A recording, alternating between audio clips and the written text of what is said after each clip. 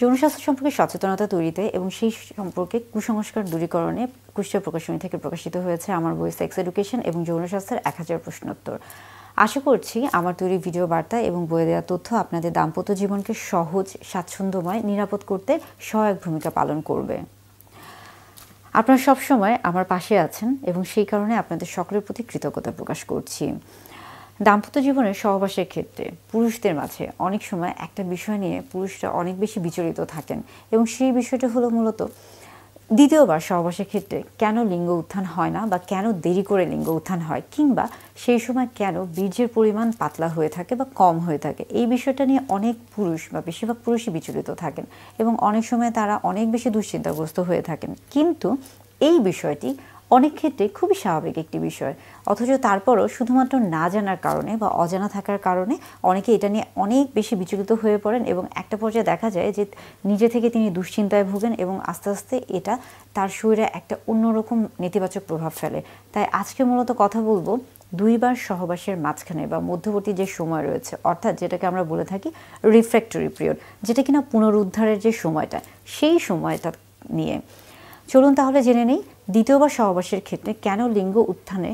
সময় লাগছে বা কষ্ট হচ্ছে বা কেন সঠিকভাবে হচ্ছে না বা কেন দেরি হচ্ছে, কেন বীর্যের পরিমাণটা কমে যাচ্ছে, পাতলা হচ্ছে, এই প্রত্যেকটা বিষয় নিয়ে কথা বলার চেষ্টা করব।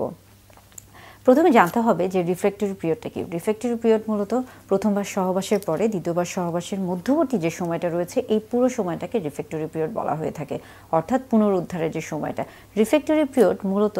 দেখা যায় যে গবেষণায় বলা হয়েছে এটা মূলত অনেকের ক্ষেত্রে বা বেশিরভাগ মানুষের ক্ষেত্রে বা পুরুষদের ক্ষেত্রে এটাকে বলা হয়ে থাকে নারী পুরুষ উভয়ের ক্ষেত্রে 11 মিনিট থেকে 60 মিনিট পর্যন্ত। কিন্তু অনেক ক্ষেত্রে এটা দীর্ঘ হতে পারে, অর্থাৎ এটা অনেক সময় 24 ঘন্টা পর্যন্ত স্থায়ী হতে পারে।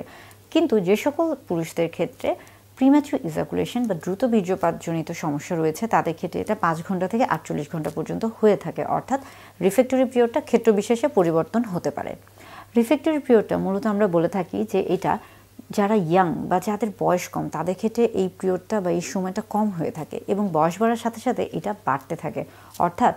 যারা নবীন তাদের ক্ষেত্রে রিফ্র্যাক্টরি পিরিয়ডটা কম হয়ে থাকে এবং তাদের ক্ষেত্রে পরপর দুইবার সহবাসের মধ্যবর্তী যে সময়টা থাকে এটা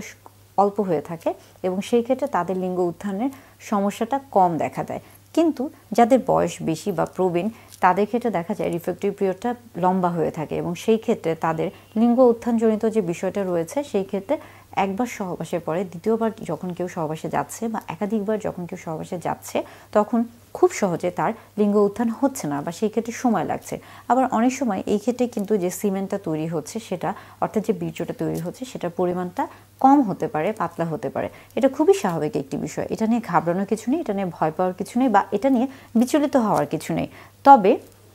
একটা বিষয় খেয়াল রাখতে হবে যে কোন কোন বিষয়গুলোকে খেয়াল রাখলে এই রিফ্র্যাক্টরি পিরিয়ডটাকে কমানো সম্ভব, অর্থাৎ যদিও বয়সের সাথে সাথে এটা বাড়তে থাকে এবং যদিও এটা খুবই স্বাভাবিক একটি বিষয়, কিন্তু তারপরও বিশেষ কিছু বিষয়কে যদি আমরা গুরুত্ব দিয়ে থাকি তাহলে একজন মানুষের রিফ্র্যাক্টরি পিরিয়ডটা কমে যেতে পারে এবং সেই ক্ষেত্রে খুব সহজেই এই যে তিনি যে সমস্যায় ভুগছেন যে একবার সহবাসের পরে পরবর্তীতে যখন তিনি সহবাসে যাচ্ছেন তখন সহজে তার লিঙ্গ উত্থান হচ্ছে না বা একেবারেই হচ্ছে না, সেই সমস্যাটা খুব সহজেই প্রতিরোধ করা সম্ভব। এই ক্ষেত্রে সবচেয়ে ভালো বিষয় হলো যে আপনাকে অবশ্যই আমরা বলে থাকি যে লাইফস্টাইল মডিফিকেশন, অর্থাৎ আপনাকে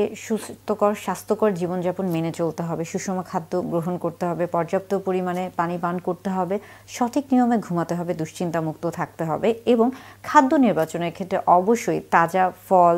শাকসবজি, রঙিন শাকসবজি, ফলমূল, এই বিষয়গুলোকে প্রাধান্য দিতে হবে। অর্থাৎ রিফ্র্যাক্টরি পিরিয়ডকে আমরা চাইলেই কিন্তু এটাকে কমিয়ে আনতে পারি, সেই ক্ষেত্রে আমাদেরকে সচেতন হতে হবে, তাহলেই রিফ্র্যাক্টরি পিরিয়ডটা কম হবে এবং সেই ক্ষেত্রে এই যে একটা দুশ্চিন্তা বা এই যে একটা অস্বস্তিকর অবস্থা, এই অস্বস্তিকর অবস্থার মধ্যে কেউ পড়বে না।